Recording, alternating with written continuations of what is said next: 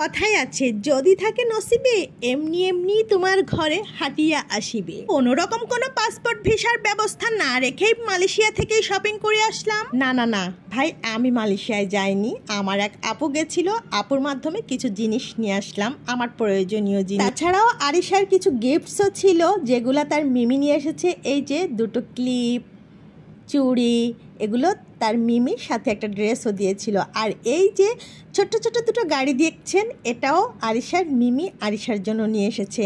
আর এখন যে প্রোডাক্টগুলো দেখাবো এগুলো সবগুলাই এই যে আরিশার জন্য একটা লোশন নিয়ে এসেছিলাম, এটা আপুকে দিয়ে আমি আনিয়েছি।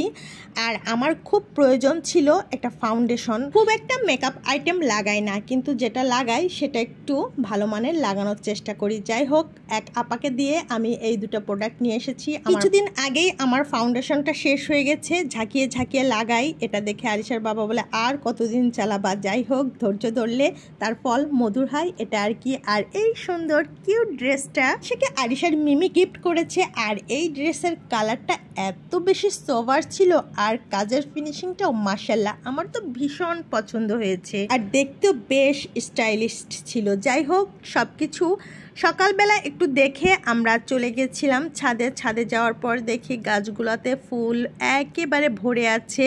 এরকম গাছ ভরা ফুল দেখতে ভীষণ ভালো লাগে। মেঘলা দিনে আকাশটা হালকা মেঘ থাকে, এই কখন জানি বৃষ্টি শুরু হয়ে যায় এমন একটা আতঙ্ক নিয়ে থাকতে হয় ছাদে যদি কাপড় মেলা থাকে। কতবার যে ছাদে দৌড়দৌড়ি করা লাগে এর কোনো শেষ নাই। আর উপর থেকে হেলিকপ্টার যাচ্ছিল, সেগুলো দেখছিলাম। আর এখানে এই বাগান বিলাসটা দেখতে আমার যে ভালো লাগে। আর এই জায়গাটা ভীষণ বাতাস, ছাদের ভিতর এই জায়গাটা আমার অনেক পছন্দের, খুব ভালো লাগার একটা জায়গায়। মন খারাপ হলে এই জায়গাটায় এসে দাঁড়িয়ে থাকি। আর এই দেখেন অল্প অল্প বৃষ্টি হয়েছে আর গাছের বৃষ্টির পানিও রয়ে গেছে 2-1 ফুট করে। আর এই আমড়া গাছটাতে ছোট ছোট কিছু আমড়াও ধরেছিল, গাছে ফুলও আছে, আমড়ার ফুল। সবকিছু দেখা দেখির কাজ শেষে রাতের বেলা চলে এসেছি একটু কুমড়া আর চিংড়ি মাছ রান্না করার জন্য। সারাদিনের কোনো রান্না বান্না শেয়ার করলাম না। চিংড়ি মাছ দিয়ে মিষ্টি কুমড়ো খেতে ভীষণ ভালো লাগে আমার। মিষ্টি কুমড়া দিয়ে চিংড়ি মাছ খেতেও ইচ্ছা করছিল,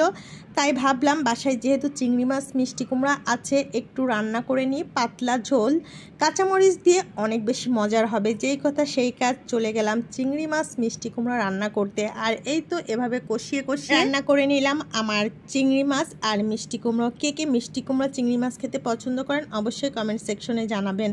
আর এই তো আমের মৌসুম চলে এসেছে, এখন তো সকালে বিকেলে দুপুরে রাতে যখন ইচ্ছা তখন শুধু আমময় হবে দিন। মানুষকে ফাঁকি দিলে মানুষ কিন্তু একটা সময় যে ঠিকই ফাঁকিতে পড়ে যায়। আর আপনি আপনার কাজের জায়গায়ও যদি ফাঁকি দেন ঠিকই একটা সময় যে ফাঁকিতে পড়ে যাবেন। তাই সব সময় চেষ্টা করবেন অন্যের ভিডিও দেখে সুন্দর একটা গঠনমূলক কমেন্ট করা, কিংবা অন্যের ভিডিও দেখে আপনার মনে যেটা আসে পজিটিভ কোনো কমেন্ট করবেন। আপনি কখনো অন্যের ভিডিও না দেখে কমেন্ট করার প্রতিযোগিতায় মেতে হুটহাট করে একটা কিছু লিখে দিবেন দারুণ, নাইস, সুন্দর, এসব লেখার কোনো দরকার নাই।